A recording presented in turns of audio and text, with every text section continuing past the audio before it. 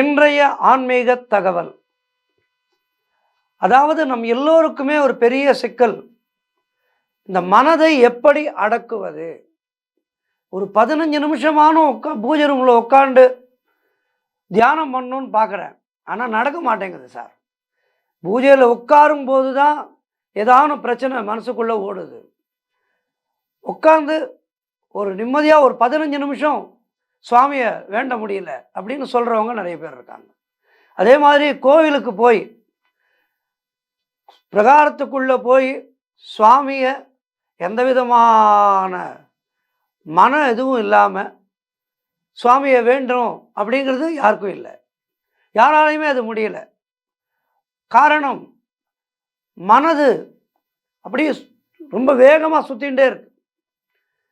பெரிய சயின்டிஸ்ட்லாம் கூட சொல்கிறாங்க, இந்த மனதுடைய வேகத்துக்கு இணையான கம்ப்யூட்டரை எங்களால் இனிமேல் கண்டுபிடிக்கவே முடியாது அப்படின்னு. அப்படி இருக்கும்போது இந்த மனதை அடக்குவது எப்படி? அதுக்கு நம்முடைய ஆன்மீகம்தான் சரியான வழி.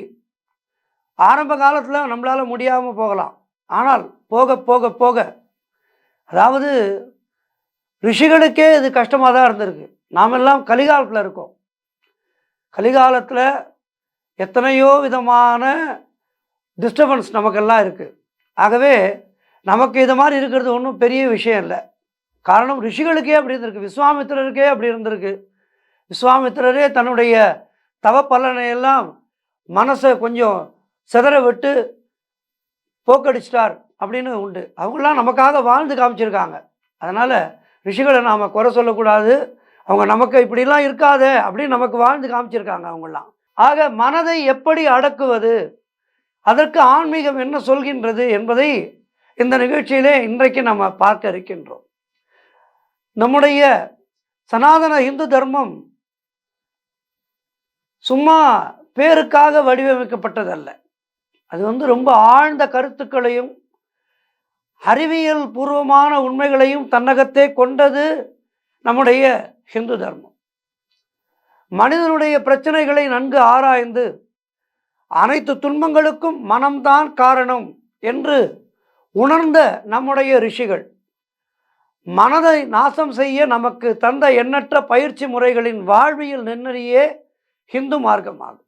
ஆகவே நம்முடைய ஹிந்து தர்மமானது நம்முடைய வாழ்க்கையின் பரிமாணங்களை நமக்கு உணர்த்துவதற்காக வடிவமைக்கப்பட்டது. இதிலே பலவிதமான வழிகளை நமக்கு சொன்ன ரிஷிகள் மனிதனுடைய பிரச்சனைகளை எல்லாம் நன்கு ஆராய்ந்து அனைத்து துன்பங்களுக்கும் காரணம் மனம்தான் என்பதை உணர்ந்தார்கள்.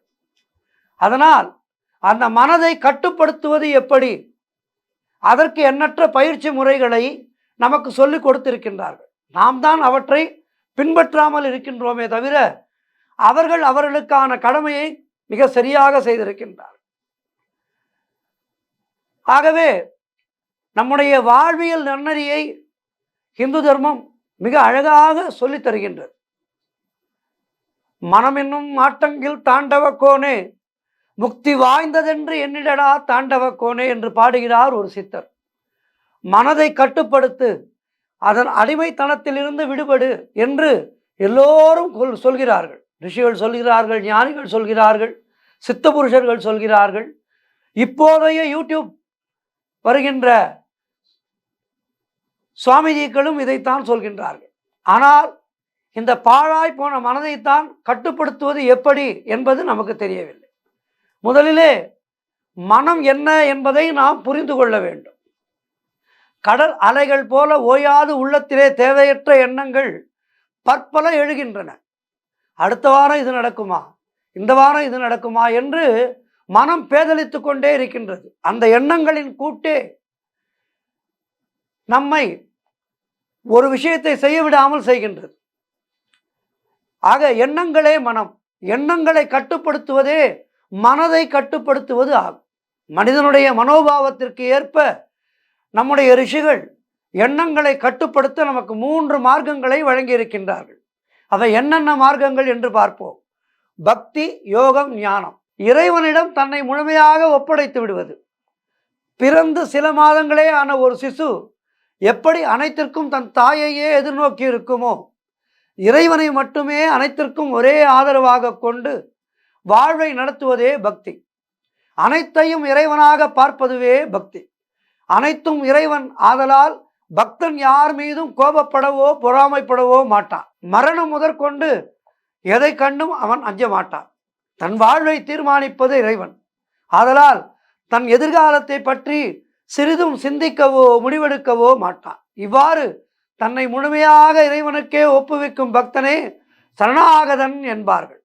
இவ்வாறு சரணாகதி மூலம் இறைவனுடன் தன்னை ஐக்கியப்படுத்தினால் சிந்தனைகள் ஒழிந்து மனம் அழிந்து முக்தி பெற்று விடலாம். அடுத்ததாக யோகம். இந்த யோகம் என்பது இடைவிடாத பயிற்சியின் மூலம் மனதின் எண்ணங்களை கட்டுப்படுத்துவது. இதனை பதஞ்சலி மகரிஷி சொல்கின்றார். இடைவிடா முயற்சியின் மூலம் சிந்தனை அலைகளை கட்டுப்படுத்த முனைவர்களே யோகிகள்.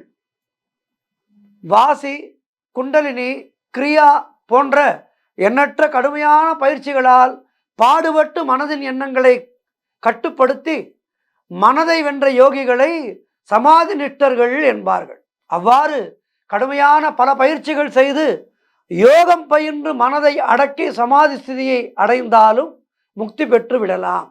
சமாதி என்பது மண்ணுக்குள்ளே போட்டு உடலை புதைப்பது அல்ல. எண்ணங்கள் அனைத்தையும் அறவே ஒழித்து மனம் சும்மா இருக்கும் நிலையே சமாதி நிலையாகும். இதைத்தான் வள்ளலார் சுவாமிகள் சும்மா இருப்பதே சுகம் என்றார். அடுத்ததாக ஞானம். கூர்ந்த அறிவால் இந்த பிரபஞ்சத்தை நோக்கி சத்தியம் எது அசத்தியம் எது என்று ஆராய்ந்து இருப்பது அனைத்துமே பிரம்மம்தான், பிரம்மத்தை தவிர்த்து இரண்டாவது ஒன்றும் இல்லை என்று நன்கு தேர்ந்து எந்த கணமும் விழிப்பாக இருந்து மனம் சிந்திக்காதபடி கணத்திற்கு கணம் கவனமாக வாழ்ந்து மனதை அடக்கியவர்களைத்தான் ஞானிகள் என்கின்றார்கள். எதற்காக ஞானிகள் பின்னே இத்துணை கூட்டம் ஓடுகின்றது என்றால், அவர் செய்தது போல் நம்மால் செய்ய முடியவில்லை. ஆகவே அவருடைய அருள் நமக்கு சற்றாவது கிடைக்குமா என்பதற்காகத்தான் நாம் ஞானிகள் பின்னே ஓடிக்கொண்டிருக்கின்றோம்.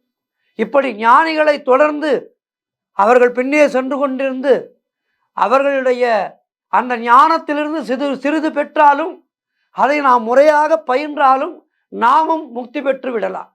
எனவே பக்தியின் மூலம் இறைவனுக்கு சரணாகதி செய்வதாலும் யோகம் பயின்று சமாதி நிலை அடைவதாலும் ஞானத்தினால் விழிப்பாய் இருப்பதாலும் மனதை நசித்து முக்தி அடைந்து விடலாம். இளகிய மனம் உடையவருக்கு பக்தியும் விடாமுயற்சி கொண்ட ஒரு மனிதருக்கு யோகமும் நல்ல அறிவு கூர்மை உடையவருக்கு ஞான மார்க்கமும் பொருந்தும். இதிலே நாம் எந்த வர்க்கத்தை சேர்ந்தவர் என்று தெரிந்து கொண்டு அந்த மார்க்கத்திலே நாம் சென்றால் இந்த மனதை வென்று விடலாம். ஆகவே இந்த மனதை அடக்கி ஞானத்தை பெறுவோம். ஞானத்தின் வாழ்வு வாழ்வோம். நன்றி. மீண்டும் நாளை சந்திக்கின்றேன்.